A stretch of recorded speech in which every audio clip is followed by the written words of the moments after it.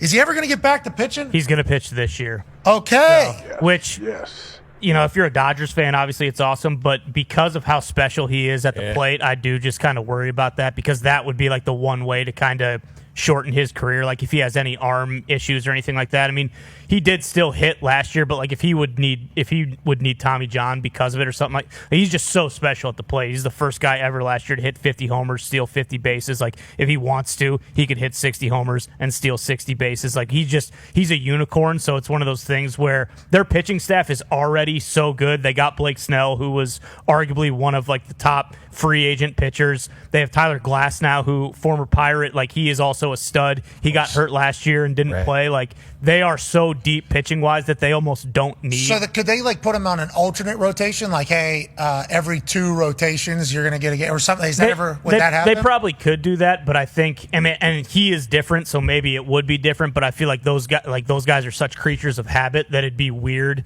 And now maybe if it was set like, hey, you're going to pitch every 10 days as opposed to every 5 days, then it might work out. But for the most part, those guys, like, they just, we've never seen that. Yeah, exactly. This guy's awesome, AJ. He is. I love him. I love Shohei. That's why I was so, bummed out that he was taken advantage of. And I think a lot of people didn't think it was possible for him to be taken advantage of. And then the more that's coming out, it's like, this guy. That guy in jail? Yes. Yeah. Yes. He better be. And there's a lot of like evidence coming out now about the phone calls and the way he was working and who he was tricking and how it was all happening. It's like, he fucked over Shohei Ohtani in big time. Massive, massive way. And he never, right? This guy never flinched. No, I mean, like you said, like he had arguably the best offensive season ever for a player, and every time like they would show him to, like his demeanor, like he was always laughing in the dugout, always smiling, always having fun. Like whereas a lot of guys, especially you're in a different country, like that could really you. And if he ever needed an excuse to be like, hey, this is why I didn't have a very good season last year. There's a lot of them there. Yeah, exactly. And what do? Like he wins a World Series and has a season that people will be talking about. Opening day, just a few sleeps out.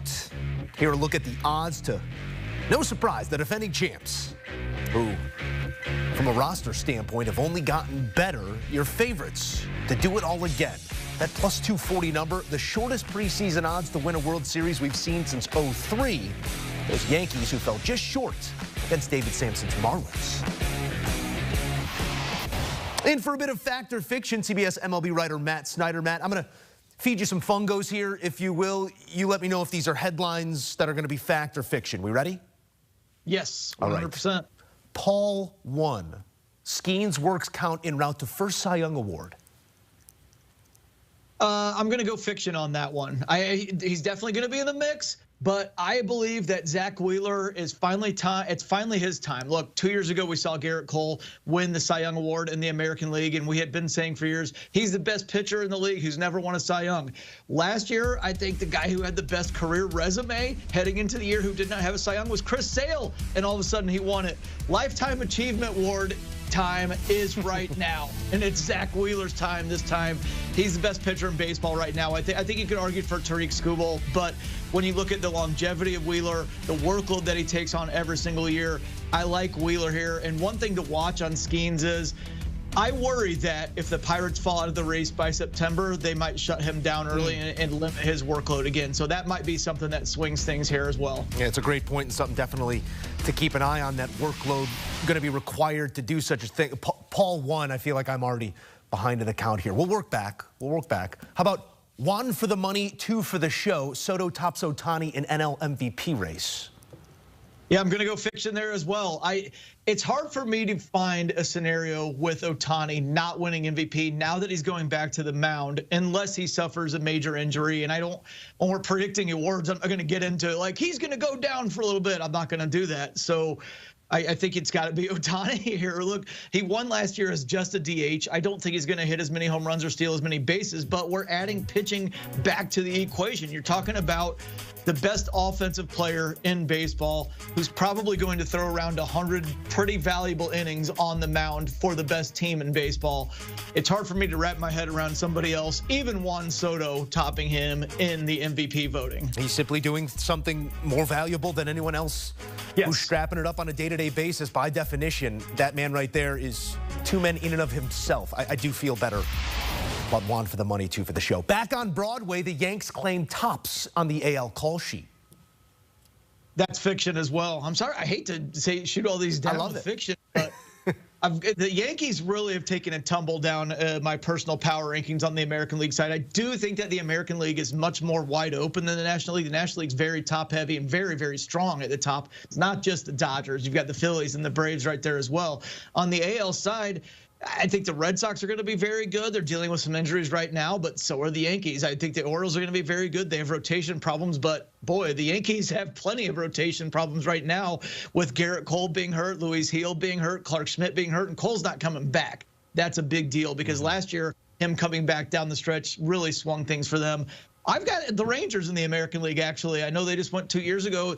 Almost everything that could have gone wrong for them offensively went wrong last year. This year, I like Marcus Semien to have a better year. I think Evan Carter's going to be a lot better. Wyatt Langford showed what he could do in the last month. They added Jake Berger. They added Jock Peterson. On the pitching side, you see the man right there. Jacob deGrom is back. Tyler Mahle's back. Cody Bradford looks like a breakout candidate. He was injured for a little bit of last year. They've got Nathan Eovaldi back. Kamar Rocker, a young guy who could be an X factor in that rotation. I like a lot of things about this Rangers team. Certainly one to circle here, and I got no problem with them all being fiction. That just means none of this ever sees print, which is probably for the best. How about one more? LA loves a sequel. It's Blue times 2 as an all-star cast delivers another winner.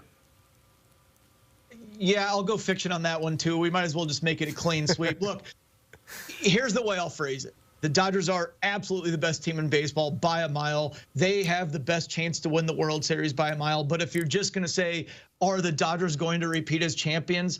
The highest I'm willing to go on the Dodgers is about 25%. That means there's a 75% chance that somebody else is going to win it.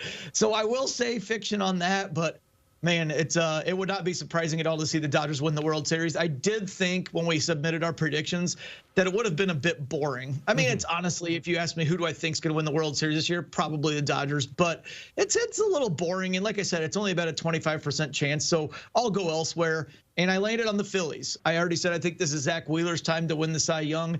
They've got support in that rotation for him, whether it's Aaron Nola, Christopher Sanchez. They added Jesus Luzardo. They added Jordan Romano to the back of that bullpen, and he looks great this spring. Jose Alvarado, I think, is going to be much better this year. And then you go to that offense. That's power. You've got Trey Turner with the power and the speed at the top this year. They're moving Kyle Schwarber down.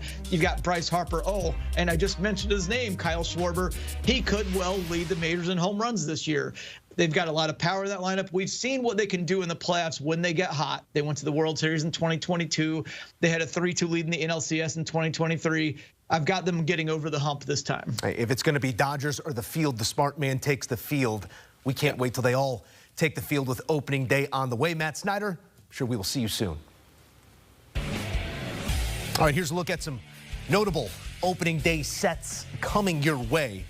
Brew Crew and the Yankees, it's going to be Carlos Rodon getting the day one start for the Pinstripes with, again, Garrett Cole a no-go this season after undergoing Tommy John surgery. The Rangers and Red Sox going to be interesting right off the bat. Speaking of interesting, these Mets and that payroll going to be hard to take your eyes off of. It's all coming your way Thursday. Coming up, Cam Ward looking to cement his spot atop this year's draft board. The Miami product back in Coral Gables for a Monday Pro Day. Emery Hunt offering his takeaways next.